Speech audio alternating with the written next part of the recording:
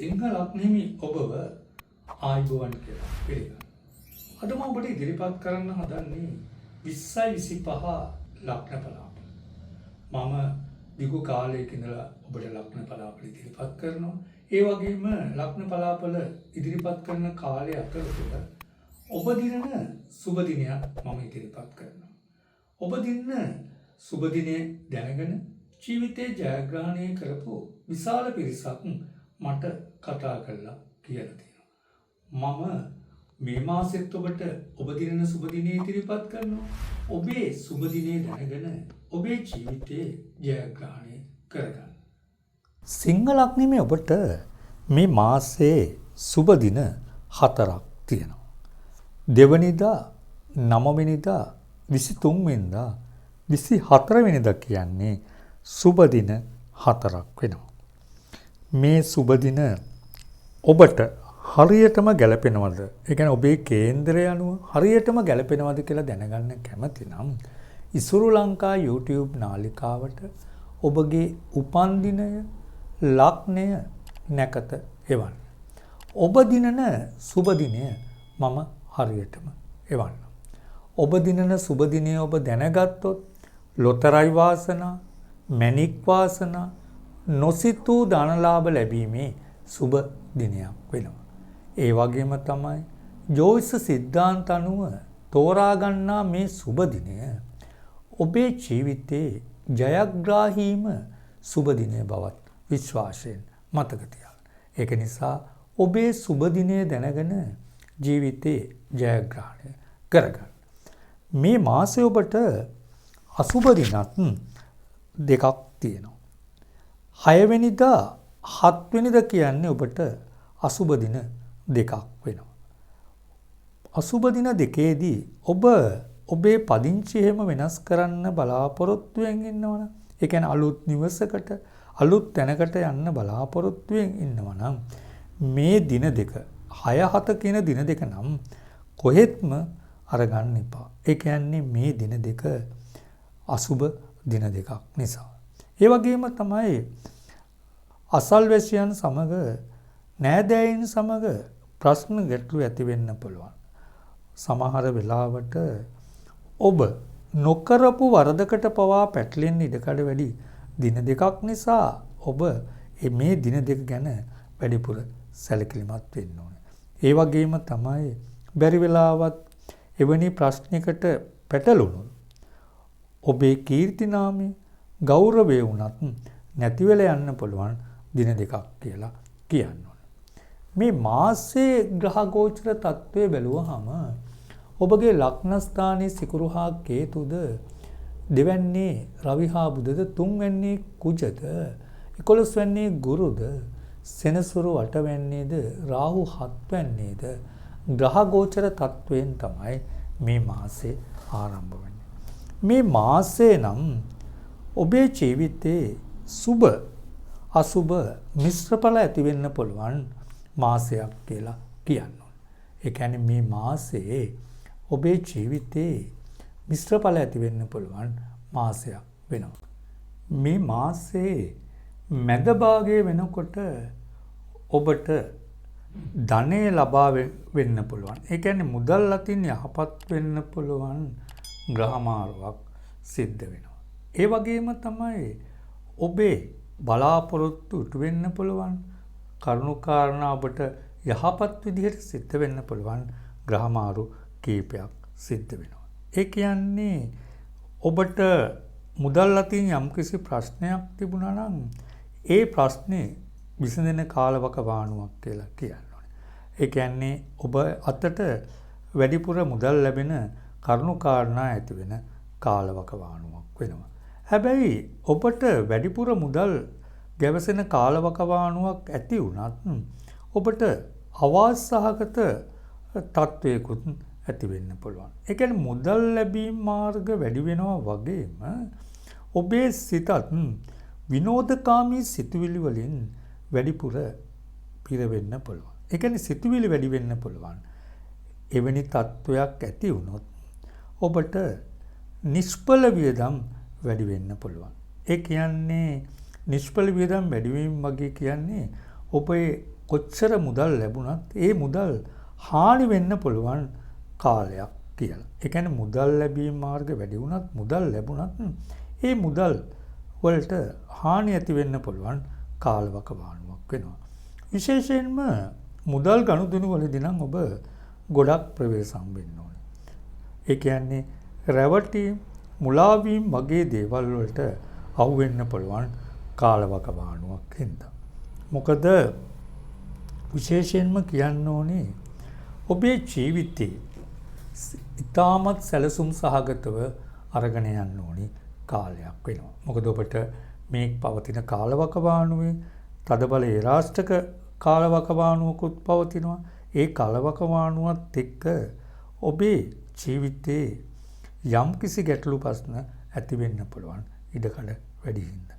හැබැයි ඒ වුණාට ඔබගේ උප්පත්ති කේන්ද්‍රේ ගුරු ඒ වගේම සිකුරු බලවත් වෙලා ඉන්නවා නම් මේ ඒරාෂ්ටක කාලවකවානුව වුණත් මේ ඉදිරියේ සිදුවෙන ග්‍රහමාරුත් එක්ක ඔබේ සිඳී බිඳී ගිය කියන්නේ සිඳී බිඳී ගිය සිහින මාලිකා නැවත ගොඩනගා ගන්න පුළුවන් බවත් විශ්වාසයෙන් මතක තියාගන්න. ඒ කියන්නේ ඒරාෂ්ටක අපල තිබුණත් ඔබේ සිඳී බිඳී ගිය ඒ සිහින මාලිකා ඉටු කරගන්න පුළුවන් කියලා කියන්න ඕනේ.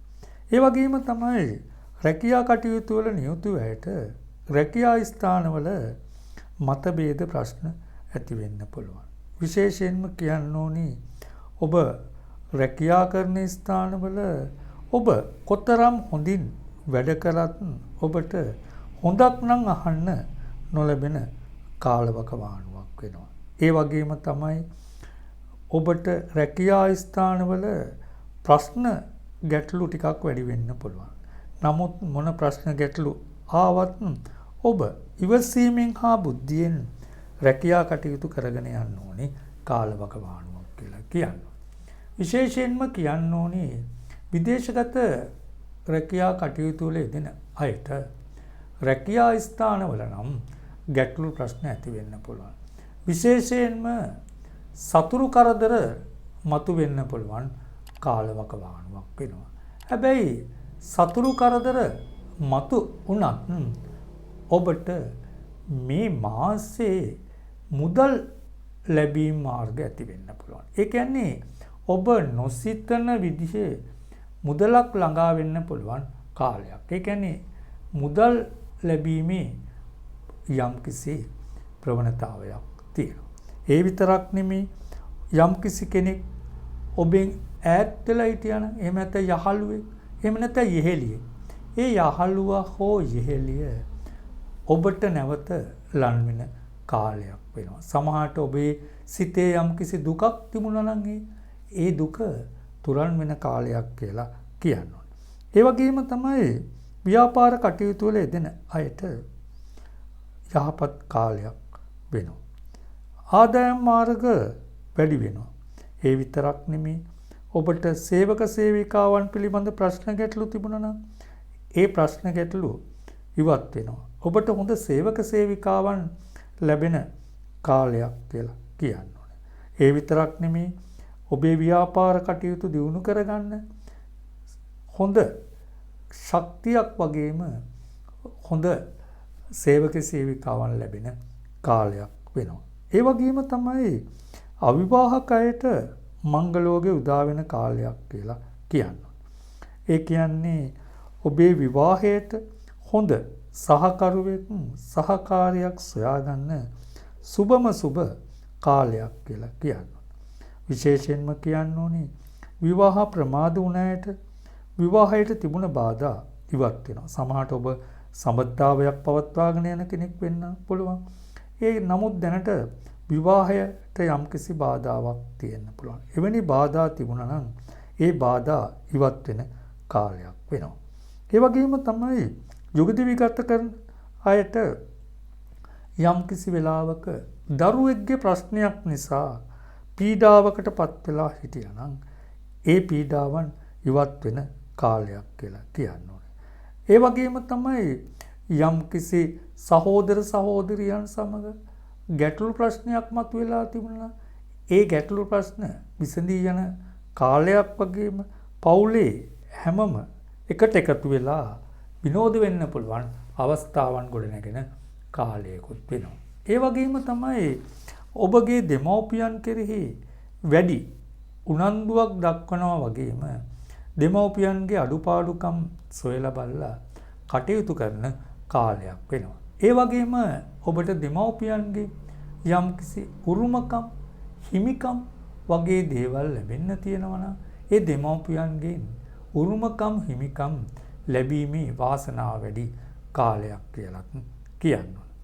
ඒ වගේම තමයි ආදර සම්බන්ධතා පවත්වාගෙන යන අයට සුබම සුබ කාලයක් කියලා කියනවා.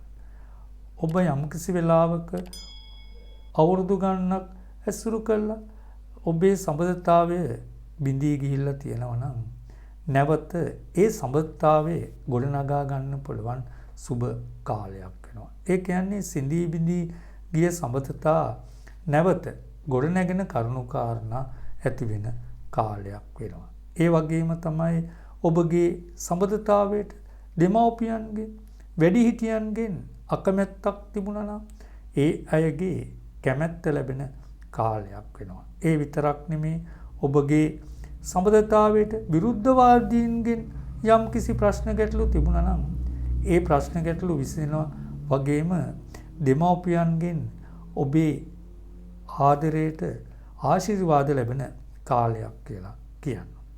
ඉගෙනීමේ කටයුතු වල යෙදෙන අයට ඉගෙනීමේ කටයුතු වලට අතපසුවීම් බාධා වගේ දේවල් තිබුණා නම් ඒ තත්වයන් ඉවත් වෙන කාලවකවානුවක් කියලා කියනවා.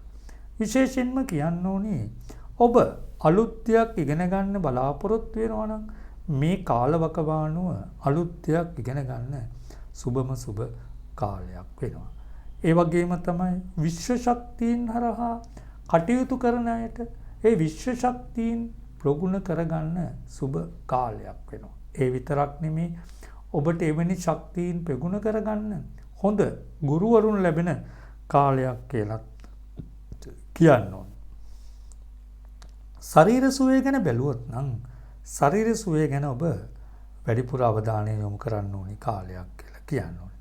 මොකද නිදන්ගත රෝග ඇත්තම් ඒ නිදන්ගත රෝග උස්සන්න වීමේ අවදානමක් තියෙනවා.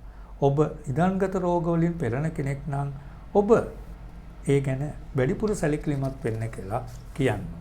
ඔබට උපතේ සිට මරණය දක්වා වඩාත් නිවැරදි පලාපලයක් භාව කේන්ද්‍රයක් කරහා දැනගැනීමට අවශ්‍ය නම් මාව අමතන්න. නිවැරදි පලාපලයකින් ඉදිරි දියුණුව සාර්ථක කරගන්න පුළුවන් වෙනවා. ඒ වගේම සිත් තෙරපෙන ප්‍රශ්නයක් බලාපොරොත්තුවක් ඇත්තම් ඔබට ජයසතුට ළඟා කර දෙන්න පුළුවන්. ඒ විතරක් නෙමේ අමනුෂ්‍ය දෝෂ නිසා පීඩා විඳින අයට, සුව නොවන වේදනාවක් එක්කම නිසා පීඩා විඳින අයට, අනවින බන්ධන නිසා පීඩා විඳින අයට කිසිම මුදල් ගෙවීමකින් තොරව, ඒ කියන්නේ කිසිම මුදලක් අය කරන්නේ නැහැ, ඔබගේ ප්‍රශ්නයට විසඳුම් සොයා දෙන්නම්. දුරකථනයේ නමතා වේලාවක් වෙන් කරගන්න.